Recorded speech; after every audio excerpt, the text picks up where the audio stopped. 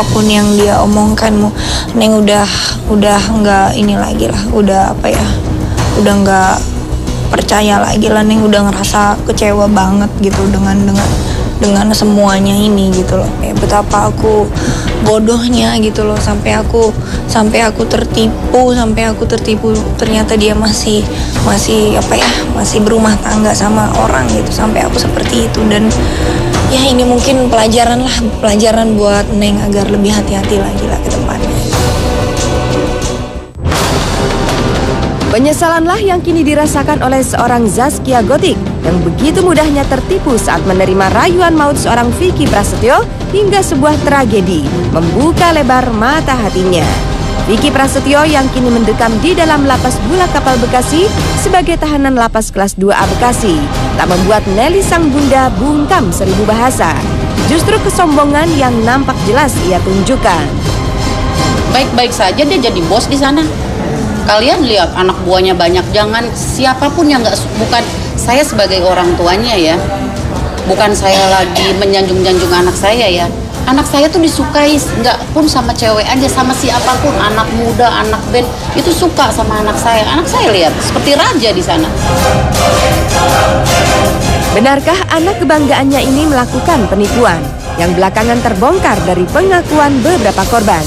Hingga tersirat adanya persekongkolan antara Vicky dengan sang bunda yang lagi-lagi dibantah dengan keras kabar tersebut. Ada nggak buktinya? Ada nggak buktinya? Kalau sekarang kita berbicara berdasarkan bukti. Kalau udah saya bawa ke sini nih, ahli waris. Kenapa? Sebab anak saya dipenjarakan. Ini ada orangnya ahli warisnya, tidak ada rekayasa-rekayasa. Silakan sekalian korek. Anak saya tidak memalsukan. Sekali lagi itu, anak saya bukan memalsukan surat tanah. Saya cuma mau meluruskan, nggak ada uang yang 1 miliar, yang uang anak saya tipu, semua itu nggak ada. Saya juga ingin membuktikan uang siapa itu. Anak saya dapat dari siapa, diberi siapa, nipu siapa. Sekali lagi itu ya. Tak hanya membela mati-matian putra kesayangannya, bahkan perilaku Vicky yang terkenal memiliki banyak permainan cinta terhadap sejumlah wanita masih saja ditepis oleh sang bunda. Anak saya laki-laki, mau berapapun bisa saja. Siapa yang melarang? Dia laki-laki, maksud dalam arti kata dia laki-laki, boleh dong dia bertunangan. Seperti itu. Boleh punya lagi. Loh, kenapa tidak? Kalau istrinya mau. Terserah dia mau ngomong apa, ya kan. Yang penting anak bapak sudah membatalkan istilahnya sama mereka itu, sama si Vicky itu bapak udah merasa bangga, merasa senang. Yang sekarang ini setelah Neng memutuskan tidak ada urusan dengan Vicky dan orang tua Vicky. Intinya begini, intinya seperti ini. Mereka kan udah lebih paham lah.